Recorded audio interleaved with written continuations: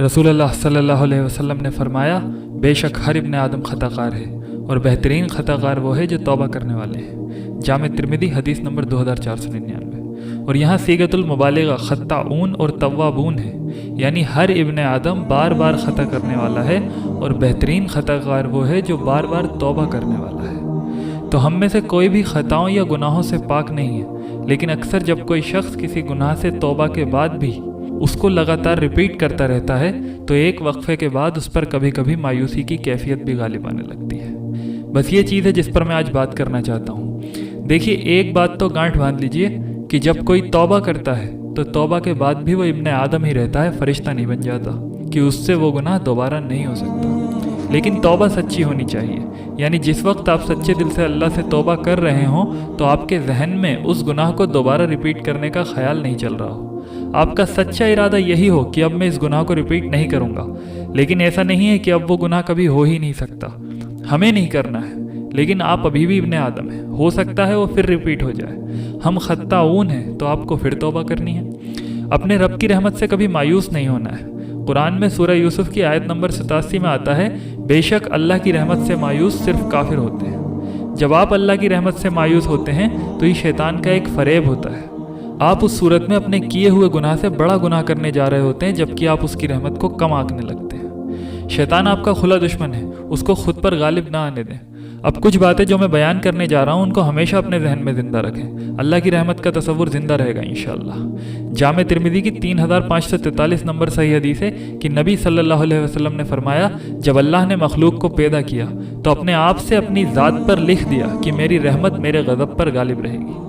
قرآن میں پوری ایک سورت ہے ہی اس کی رحمت کی صفت کے نام پر، سورہ رحمان۔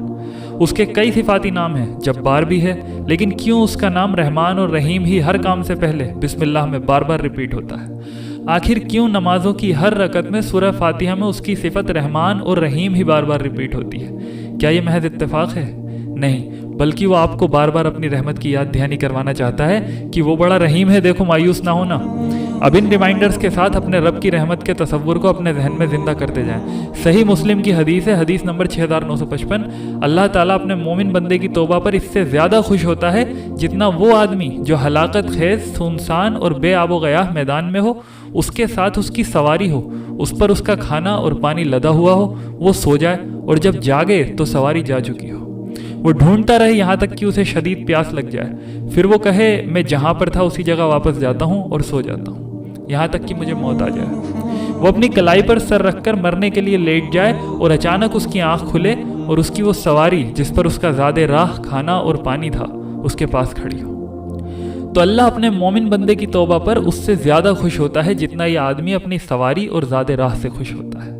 ایک دوسری روایت میں تو اس کی خوشی کی انتہا کو اور زیادہ ڈیٹیل میں بیان کیا گیا ہے کہ وہ مسافر خوشی میں کہہ اٹھتا ہے، اے اللہ میں تیرا رب ہوں اور تو میرا بندہ۔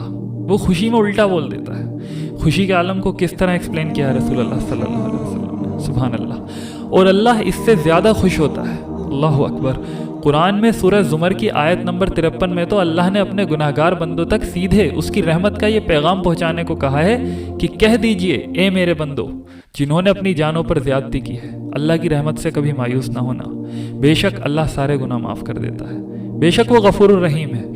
ایک تو صورت ہی ہے پوری جو رب کی رحمت سے مایوسی یا ڈپریشن کے وقت انسان کو امید سے بھر دیتی ہے، سورہ دوحہ۔ اس کی چند آیات سنیں۔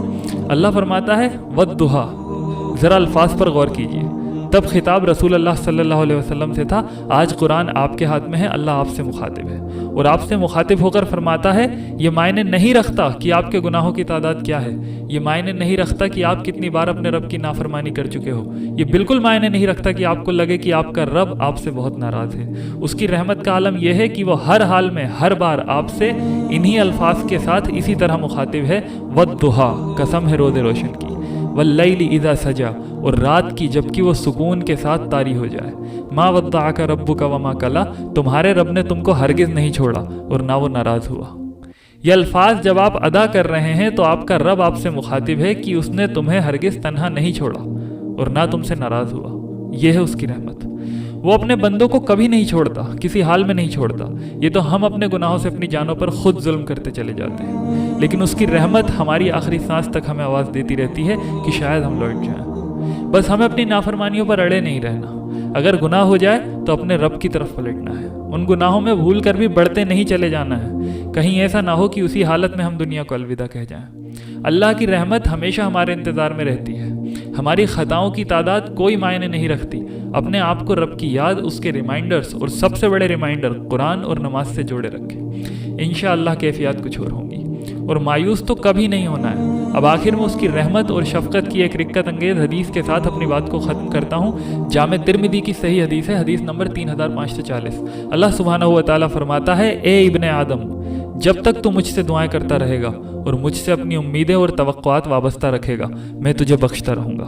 چاہے تیرے گناہ کسی بھی درجے پر پہنچے ہوئے ہوں، مجھے کسی بات کی پرواہ یا ڈر نہیں ہے. اے ابن آدم، اگر تیرے گناہ آسمان کو چھونے لگیں، پھر تو مجھ سے مغفرت طلب کرنے لگے تو میں تجھے بخش دوں گا اور مجھے کسی بات کی پرواہ نہ ہوگی. اے ابن آدم، اگر تو زمین برابر بھی گناہ کر بیٹھے اور پھر مجھ سے ملے لیکن میرے ساتھ کسی طرح کا شرک نہ کیا ہو تو میں تیرے پاس اس کے برابر مغفرت لے کر آؤں گا. لآيات الجمال كن كما غيث على الأفياء ماطر صوته يروي قلوبا وخواطر.